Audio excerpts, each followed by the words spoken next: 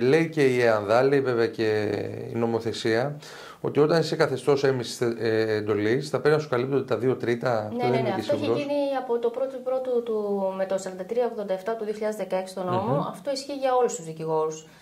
Είτε είναι με μπλοκάκι είτε όχι, είναι τα 2/3. Σου καλύπτουν τα 2/3. Δεν σημαίνει ότι δεν μπορεί να κάνει συμφωνία ευνοϊκότερη με τον εργοδότη, γιατί στο παρελθόν οι εργοδότες καλύπταν και τα 3/3.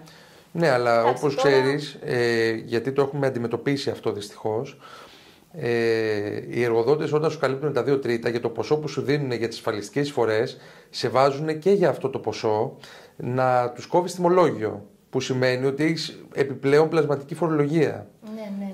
Δηλαδή, είμαστε κι εμείς οι ίδιοι σε κάποιο βαθμό απαράδεκτοι.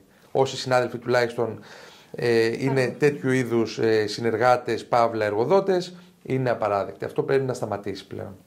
Ο Δικηγορικός Σύλλογος έχει μια ιστορική ευκαιρία τώρα που συζητείται τα τελευταία 2 χρόνια η αναθεώρηση του κώδικα δικηγόρων, να επέμβει στο κοινοβουλευτικό έργο και να αξιώσει την διόρθωση τέτοιων αδικιών. Έτσι είναι. Και μάλιστα υπάρχει και απόφαση της Ολομέλειας των Δικηγορικών Συλλόγων και για την έμμυση εντολή, γιατί έχει γίνει πια κοινό αίτημα. Έχει φτάσει, θεωρώ, η κατάσταση στο απροχώρητο, στο μη περαιτέρω, αφού διαμορφώνουμε η νομολογία, γιατί πρέπει και άλλος συνάδελφος, αυτό είχα αναφέρει από τραπεζικό σύστημα, να καταναλώνει 5 και 6 χρόνια για να δικαιωθεί στον Άριο Πάγο. Ναι. Και του καταστρέφει και όλη τη ζωή και όλη την επαγγελματική σταδιοδρομία, την εξέλιξή του, τις συνεργασίες του, διότι αυτό ο δικαστικός αγώνας δεν είναι εύκολο μονοπάτι. Είναι πολύ επίπονο πολλές φορές. Και εμείς το ξέρουμε καλύτερα από όλους αυτό. Που είμαστε και στο επάγγελμα.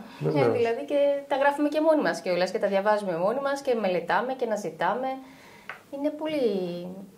Είναι σημαντικό και αυτό, ναι. Και είναι από αυτά που θέλουμε όντως να κάνουμε και να παρέμβουμε και να ασκήσουμε σοβαρά η πολιτική πίεση να περάσει αυτή η διάταξη. Γι' αυτό χρειάζεται δυναμικά πρόσωπα το νέο Συμβούλιο του Δικηγορικού Συλλόγου Αθηνών. Άτομα μαχητικά, τα οποία χωρίς καμία κομματική εξάρτηση θα παλέψουν πραγματικά απέναντι σε κάθε κυβέρνηση που θέλει να επιβάλλει το καθεστώς το οποίο υπάρχει τώρα στους κόλπους μας. Βέβαια.